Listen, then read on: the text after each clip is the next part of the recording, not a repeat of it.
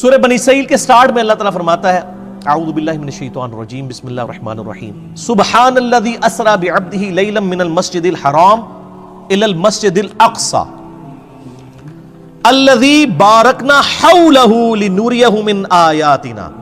پاک ہے وہ ذات جو راتوں رات اپنے بندے کو لے گئی مسجد حرام سے ایک دور کی مسجد یعنی ایلیا میں بیت المقدس کی طرف. مسجد اقصی تو حضرت عمر کے زمانے میں وہاں بنی ہے, یہاں اقصی سے مراد ہے دور کی مسجد.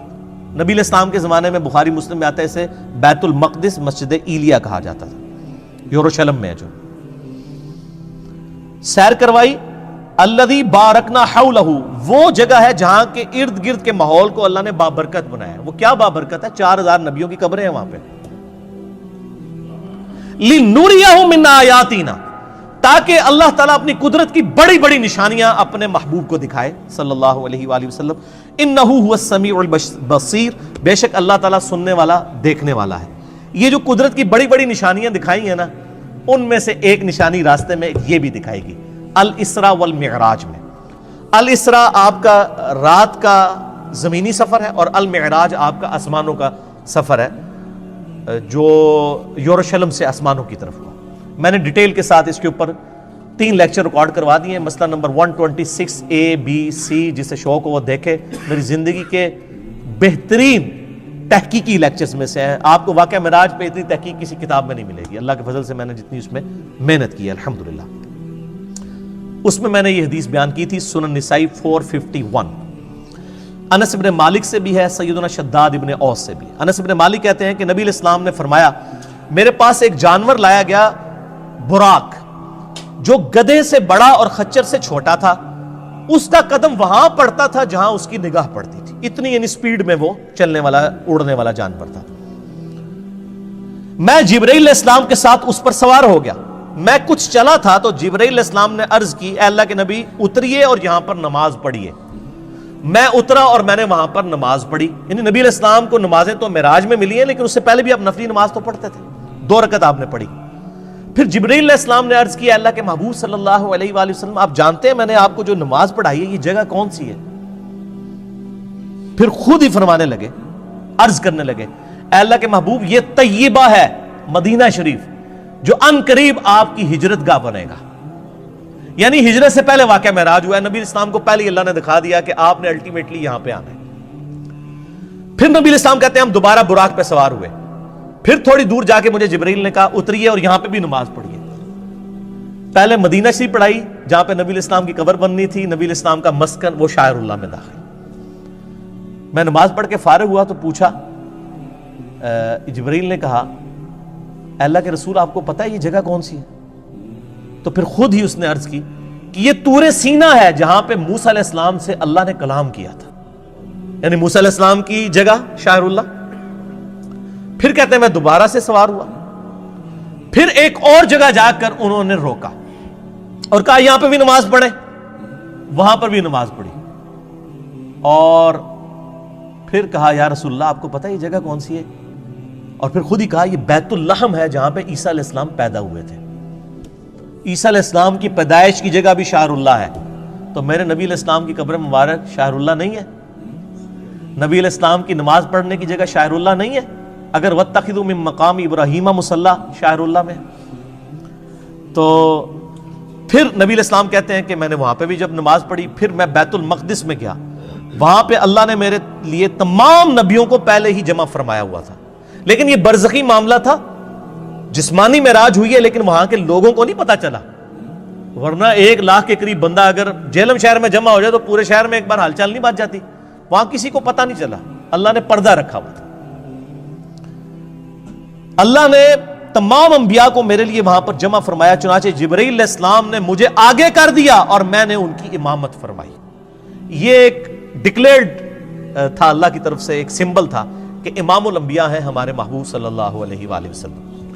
اور یہ والا جو پورشن ہے نا امام الانبیاء والا, یہ صحیح مسلم میں بھی موجود ہے انٹرنیشنل نمبر کے مطابق 430, جس میں نبی علیہ السلام کہتے ہیں کہ کفار مکہ نے واقعہ معراج کے بعد مجھ سے جب پوچھا کہ اچھا تم کہتے ہو میں راتوں رات ہو کے آیا ہوں, بتاؤ بیت المقدس کے دروازے کتنے ہیں, اس کی سیڑھیاں کتنی ہیں, اس کا کلر کتنا ہے؟ اب میں یہ سیڑھیاں پچھلے 7-8 سال سے چڑھ رہا ہوں, مجھے آپ پوچھیں تو میں نہیں بتا سکتا. اور ایک شخص ایک رات کے لیے گیا, وہ کیسے بتائے گا؟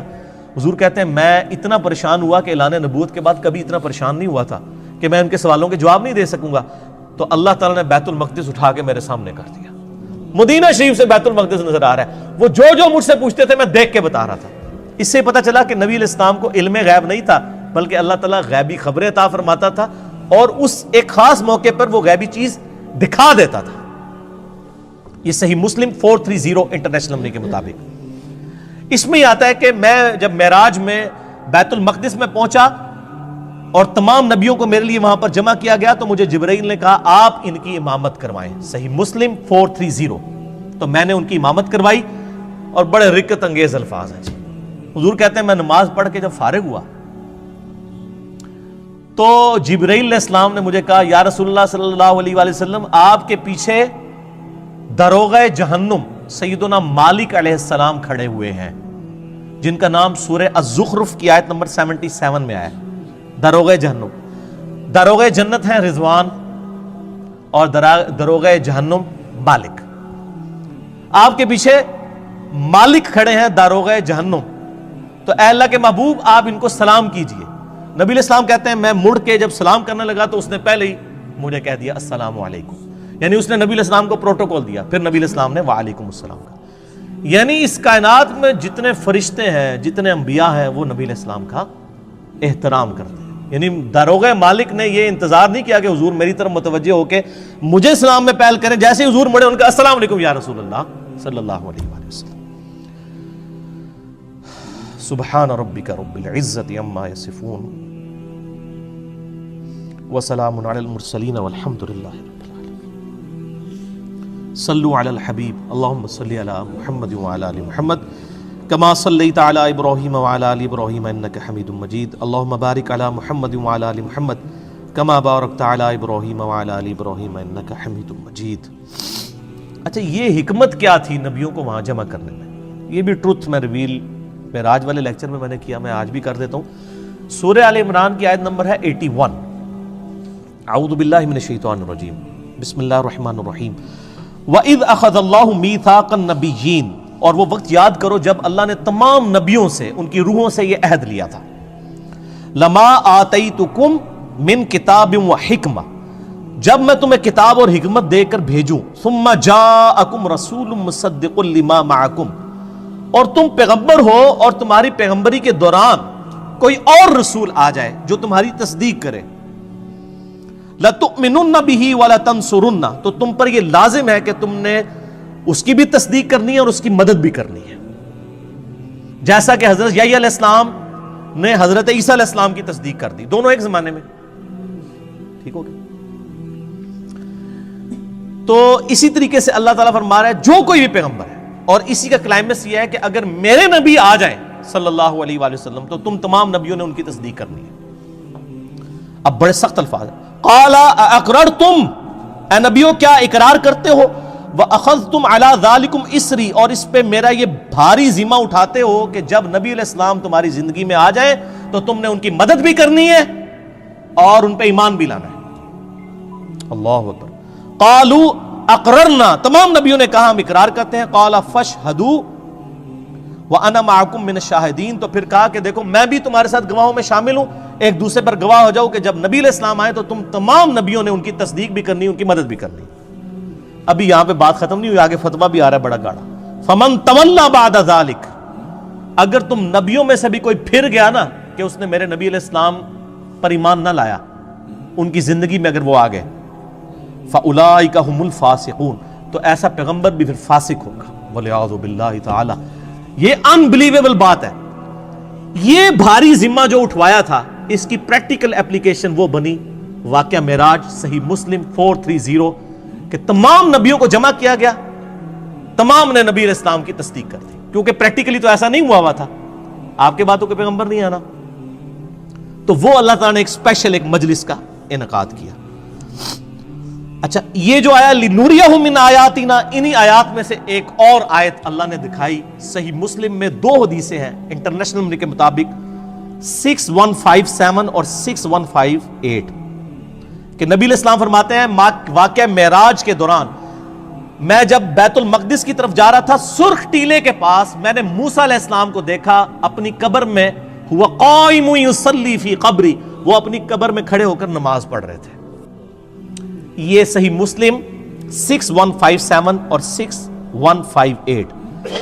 تو موسیٰ علیہ السلام کو اپنی قبر میں نماز پڑھتے ہوئے نبی علیہ السلام نے اس واقعہ معراج میں دیکھا۔